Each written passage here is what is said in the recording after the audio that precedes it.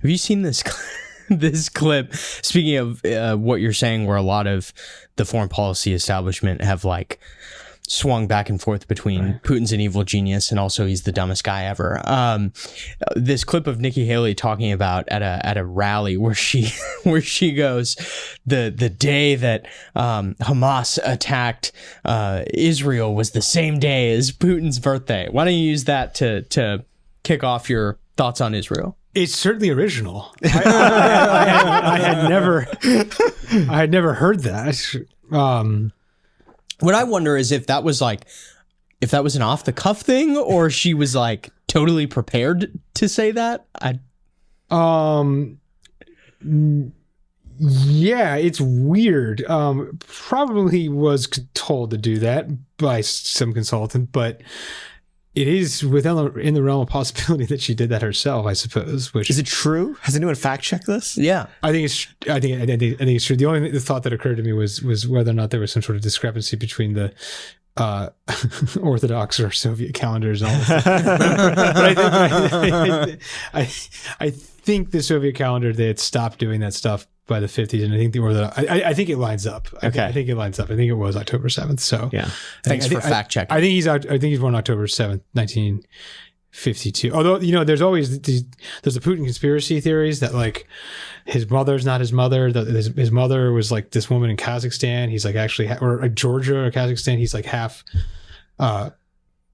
Caucasian, for lack of a better term. So assuming that too many people read Harry Potter growing up, and they're like, he was born in. Well, she claimed until the end. She claimed that she was his mother. That she died in like the early 2000s, and but anyways, I think it's true. Why did she say it? I mean, I don't think this stuff has purchase in the majority of the Republican Party, and I'm confident it doesn't have purchase in the broader electorate and with independents. But there are enough, Republicans, and they're often quite affluent, who just can't get enough of access of evil stuff. And, it's like Hamas met with Putin and Kim Jong-un at their birthday party. Kim Jong-un was there. Yeah, I mean, it's like, it is like, I mean, it is, they think Team America World Police is like a documentary. Like that's the thing. Why did she say it? I mean, because I think she, serious people, think like this, that they think that there's an axis of autocracy. And it's very hard to keep track of, though. Like, is Hamas far left or far right? It's never fully clear. Like, point of fact, they are like probably pretty far right, but like actually are part of the global far left. So it's very confusing. Mm-hmm. I think it serves a useful narrative to keep the U.S. Involved in a lot of stuff that we shouldn't be. October 7th, Hamas does its attack on Israel. What was your first reaction? What did you think was going to happen? Pretty stunning. I mean, so this wasn't like the Ukraine war where like smart people knew this was coming. There was things going on in the news that would lead one to believe this was about to happen. No, I don't think anybody really thought it. I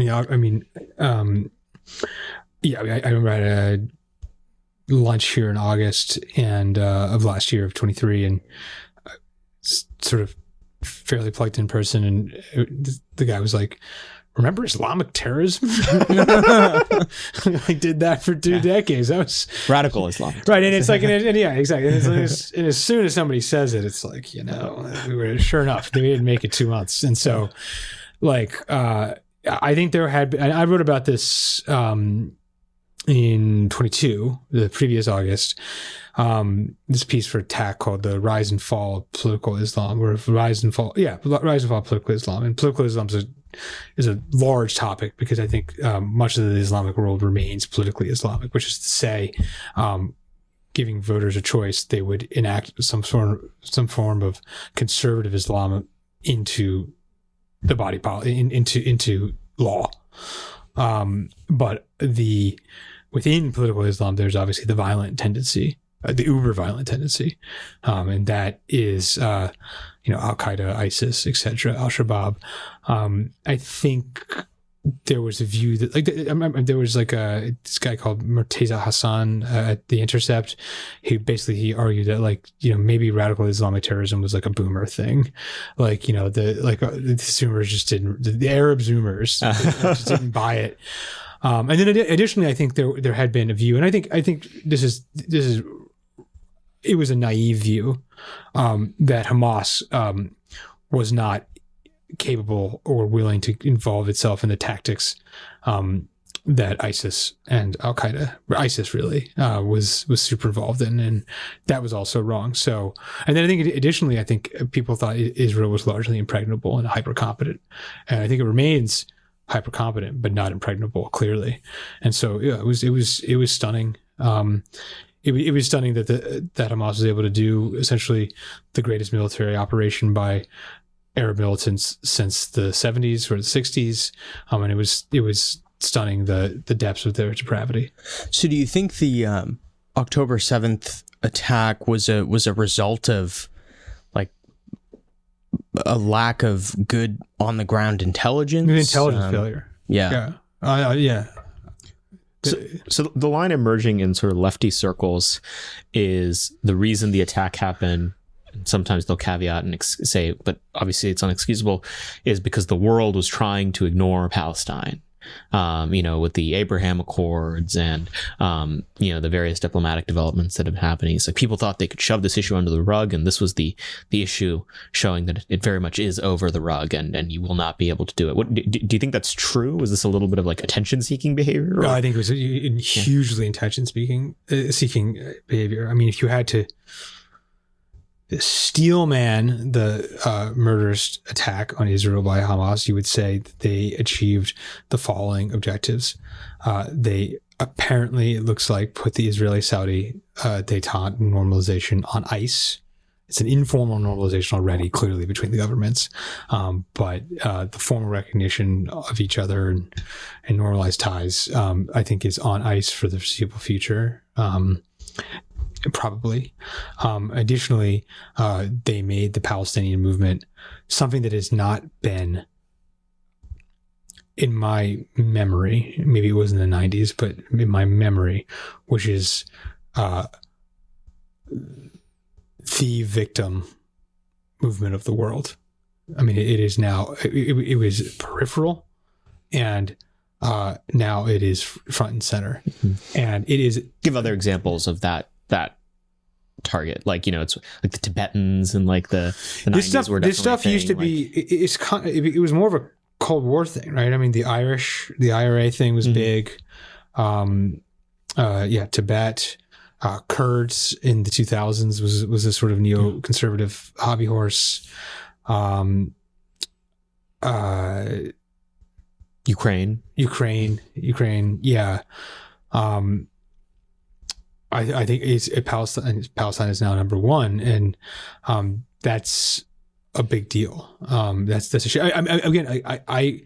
I would not have expected, and I generally think I have a pretty good predictive track record, but I would not have expected, whatever you believe, but I think conservatively can be put that Hamas killed 4-digit Israelis, many of them civilians, super majority of them civilians. They engaged in rape as a weapon of war, and bragged about it. And after that happened, it's possible that net Western sympathy, like population-wise, increased for the Palestinians. This is, it's a very notable, if grim, achievement.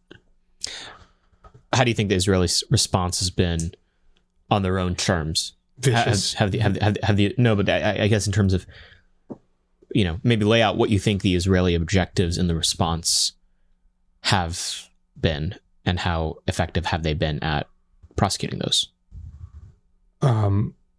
Ruthless, if not ambiguous, though. It's not clear that they want declared objectives in the slightest. And also, who's the Israelis, right? Because there's Benjamin Netanyahu, the prime minister, who is fighting political survival. Also, always depends on your frame of Israeli society, but Netanyahu clearly has enemies within the Israeli deep state, for lack of a better term. And so, I think broadly speaking, the leadership of Israel wants to strike back ferociously and continuously at Palestine, and will do so for a while, it seems like. I don't think there's not stated objectives other than that. They notably, to at least as a matter of public information or knowledge, have not taken out what I think are the three big players in Hamas. Mohammed al-Deif, who's the alleged mastermind of the attack, Sinwar, who's the military governor of Gaza, for lack of a better term, and the representative of the diplomatic faction in Doha. They haven't gotten any of those figures. And it's not clear if it's like the highest priority. Maybe it is, maybe it isn't. It's maybe a little similar perhaps to the war on terror, where actually getting bin Laden receded from the fore for a number of years. No, I think they want a pretty. It's just not clear what the off ramp is here at all. I mean, a lot of the Arab states don't want more Palestinians. I mean, the clear candidate is Egypt, which has rejected time and again resettlement, and Egypt is really relatively on its back right now. I mean, do they say why? Do they say why they don't? Like, is it just like we don't want these people here? If you run an autocracy, you don't have to say sorry. Yeah. So, I think they don't think they have the capability, and I think there's also a view that, particularly in Gaza, a supermajority of the population have sympathy for radical Islamic terrorism, and that's not what the sort of military, soft, secular government of Egypt, which has been the government of Egypt for all but 4 years of its modern existence, wants at all. Yeah. Why do you think this intelligence failure occurred?